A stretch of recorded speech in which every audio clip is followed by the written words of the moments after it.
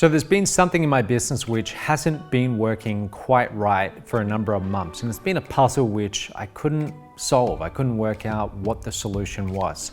This morning, it came to me. I got up at 5:30 a.m. as part of my 10-day challenge. I'm doing one around getting up earlier.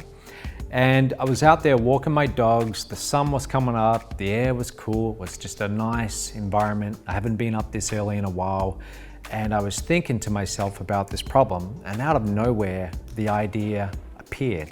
So this idea just came to me, and it's these aha moments that I want to talk to you about today. The first thing to note is they never come to you when you're sitting at your desk involved in your busy work. When you're answering emails, you're looking down at your phone, you're doing all this kind of reactive busy work that makes up so much of the workday. That's not where these ideas come to you. Usually they're going to come to you in places that you don't expect. For example, you could be with your kids in a park just on a Sunday afternoon and you get one of these brilliant ideas out of nowhere.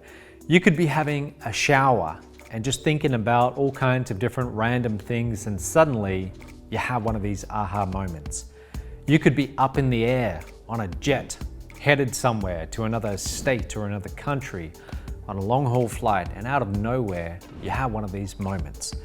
Wherever it happens for you, these moments, they're worth a lot. And if we can recreate the environment and we can try and stimulate having more of these moments, it can be worth a lot to us and to the companies that we're working with.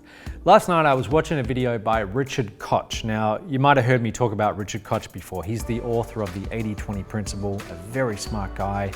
And the video was called Richard Koch's Greatest Hits. And I'm gonna put a link to it below. Go and check it out. It's highly recommended.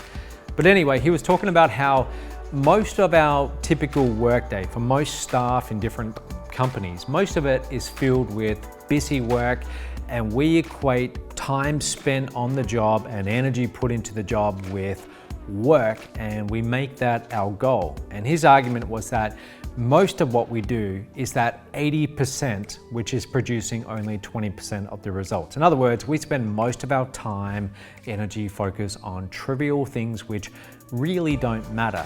And what he suggested was that the 20% producing the vast majority of results, usually it was high-level thinking work like ideas or coming up with innovative solutions to problems. And he made the point that the amount of time put into these ideas is hardly anything. Usually these ideas just come to us. It could be 5 minutes, it could be 10 minutes. But that one idea, that one innovative approach can be worth a lot to the company, worth a lot to ourselves. So he's all about maximizing the amount of time that we spend on those 20% of activities. And he's 100% correct. If I look back over the last 10 years at different companies that I've been involved in, which have done millions and millions of dollars in sales, I can tell you that most of the results came from ideas that either I had or someone else inside my company had. And these ideas, of course, the implementation, the execution mattered a lot. Without that part of it, then they don't become reality. But the ideas, often they didn't take that long to come up with. Often it might have been minutes, it might have been 15 minutes, something like that. So when you place too much importance on time spent at work or energy put into work and not on what are the results caused by that work, then your focus is on the wrong area. Your focus should be on the things which really can pay off for the company you're working for. Now, this is the highest leverage work that a person can do, coming up with solutions and ideas. And there's a company out there which really gets it, and they've been getting it for over 70 years. That company is called 3M. Now, 3M is a company which is unique because they give their staff something which they call their 15% time. And this is paid time, but they basically pay their staff to sit around for 15% of their time and come up with ideas, work on their own projects, find creative ways to solve problems.